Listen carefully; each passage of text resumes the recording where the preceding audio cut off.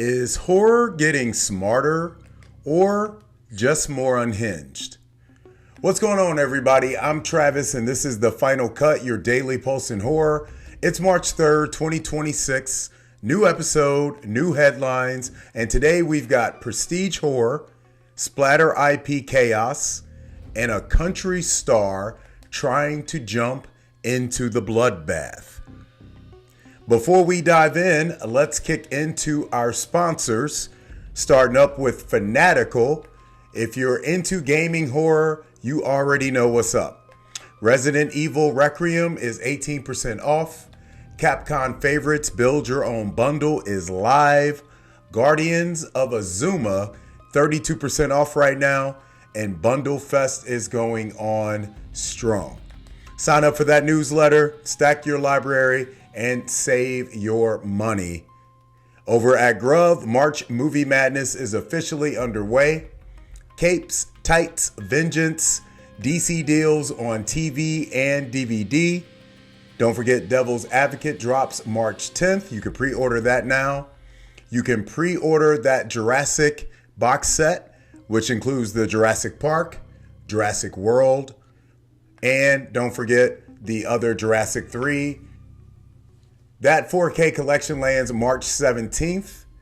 Don't forget Little Nicky limited edition steelbook hits at the end of the month on the 31st. All month long, all the deals. Do not sleep. You will miss out.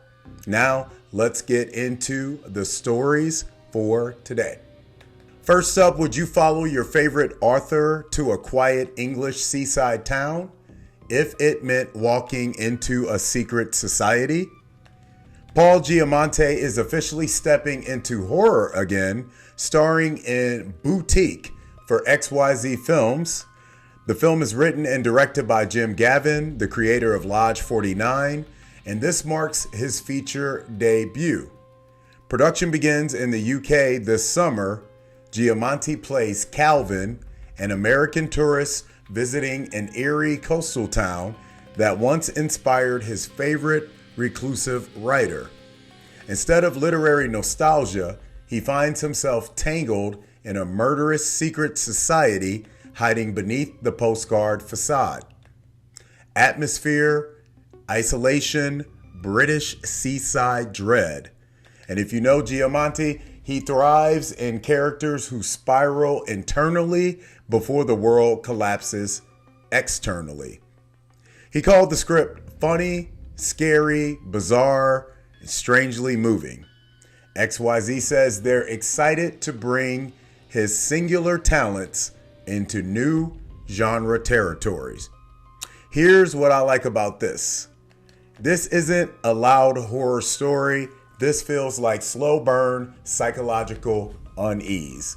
Possibly folk adjacent, possibly cult adjacent. And Giamatti in a horror space that is prestige level A+ talent in horror. My question for you guys, is this the kind of horror you want more of? Smart, unsettling, actor driven? Or do you need something louder and scarier? Let me know your answers in the comments ahead. Next up, if Giamatti is prestige dread, this is pure IP carnage. The team behind Winnie the Pooh, Blood and Honey, just dropped the trailer for Pinocchio Unstrung. And yes, it's exactly what you think it is. This version of Pinocchio discovers that what separates wooden dolls from real boys is organs. So he decides to collect them. Razor sharp wooden nose impalements, skin removal, intestine harvesting, and yes, Robert Englund, Freddy himself, voices a sinister Jiminy Cricket encouraging him. This is part of Jagged Edge's Productions' expanding Twisted Childhood universe. You've got Blood and Honey, Bambi the Reckoning, Peter Pan's Neverland Nightmare, and eventually Ponyverse Monsters Assemble. Look, whether you love it or hate it, this is business strategy. You got micro budgets, recognizable IP, viral shock factor, high ROI potential. The question is sustainability. Does this model evolve or does it burn out once the novelty fades? And be honest, are you watching this ironically or are you actually seated? Let me know what you think of this story in the comments ahead. And finally, we wrap it up on something interesting. Country artist Ella Langley says one of her big goals is to star in a horror movie. And not just any horror movie. She wants old school horror. Not the kind you can put on and let your daddy walk through the room. That's specific. It's a big old statement. We talk a lot about musicians crossing into horror. Sometimes it works, sometimes it doesn't. But the bigger point here, horror is culturally magnetic right now. Between Scream 7's massive opening and genre dominance at the box office and also at the award ceremonies, even artists outside film are publicly aligning themselves with horror. But she's not chasing trend. She says she genuinely loves it.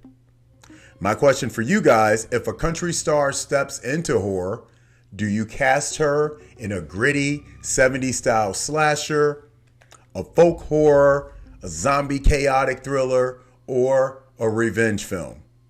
Or is horror's credibility stronger when it stays insular? Let me know your answers in the comments ahead. Today's take. Here's what connects all three of these stories. Horror is expanding in three directions at once. Prestige actor-driven dread, viral chaotic IP exploitation, cultural crossover magnetism. That's range, and that range is why horror survives. The genre can host Paul Giamatti and a homicidal wooden doll in the same news cycle, and neither feels out of place. But sustainability matters. IP shockwaves only last so long. Prestige only works if audiences show up. Crossovers only work if they respect the genre. So here's the poll question for Spotify. What direction should horror lean into more in 2026? Prestige psychological horror, twisted IP slashers, micro-budget experimental, big franchise tentpoles.